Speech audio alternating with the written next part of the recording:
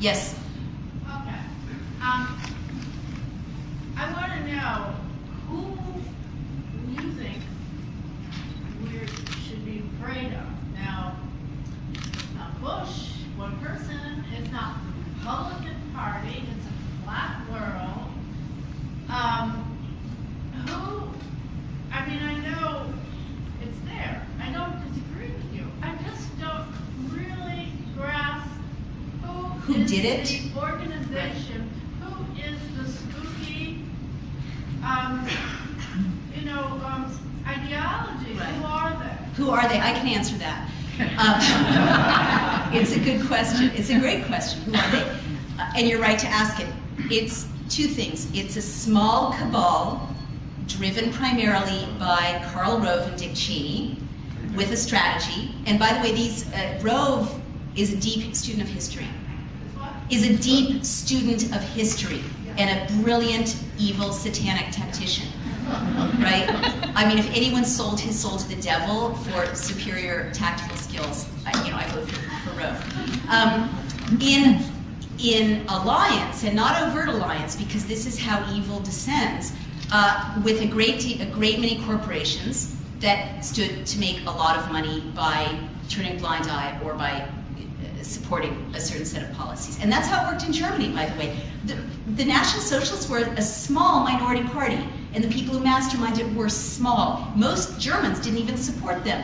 But then once they gained power, corporation after corporation, multinational corporations, American corporations, went along with it and adopted the language and adopted the rhetoric and, put big, symbols up on the wall and fired and purged their employees who were not in alignment with the ideology, because that's the way profit and benefit went, and because there began to be personal sacrifices involved in bucking where the power was going. So that's the answer. Yeah, thank you. Unfortunately, I need to take one or two more questions because my munchkin awaits. Can I have a couple more women? I always want to make sure there's plenty of voices. Oh well, there we go. Yes, please. So I agree with you that there was a very evident blueprint and pattern that was going on historically, and I just want to know what you personally think is the most effective or efficient way to exert our power, because I just remember for the last 8 years, even before Obama, I working with activists, teachers, neighborhood community leaders, protesting and doing all this work, and specifically, like you said, because of the control of the media, it felt like we kind of had to wait it out until the election. Right. I hear you. There's one kind of secret that I was given, or that was disclosed to me by a source of mine, Curtis Ellis, who works on Capitol Hill, and it's mind-blowing. It's like the nuclear bomb in terms of effectiveness. He said that the kind of activism that most of us engage in, our congresspeople can pretty much ignore, even though they can't ignore special interests that are pressuring them, and from whom they have to raise money. And it's not that they want to give their allegiance to the special interests. They want to give their allegiance to us if they're decent people, but they can't because we're doing it wrong. And then he taught me how to do it right. There's a section, Give Me Liberty, and I can put it up on my website, or you can take it out of the library, that's called How to Form a Democracy Commando Team.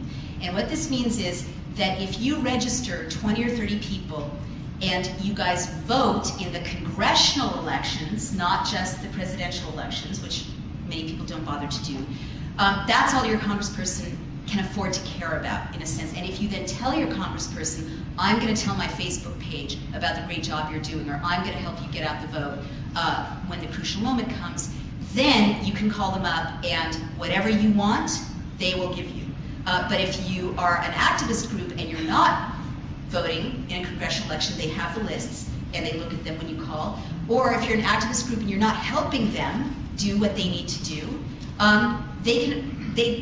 it's not even they want to disregard you, they have to disregard you, because you're not doing anything they can make use of. So that's the secret, and it's not difficult. He said basically, and it makes sense, your congressperson will, spend all this time attending to the needs of special interests to get a $5,000 check to persuade your 20 friends in an ad on television. So if you can deliver your 20 friends, right, He said it's like a nuclear bomb. So that's the secret. That's how you need to organize.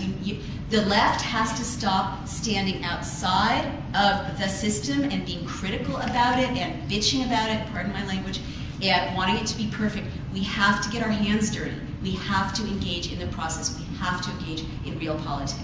And that means giving up some of our self-regarding narcissism and getting the job done. And by the way, the great leaders, the civil rights leaders, understood this completely.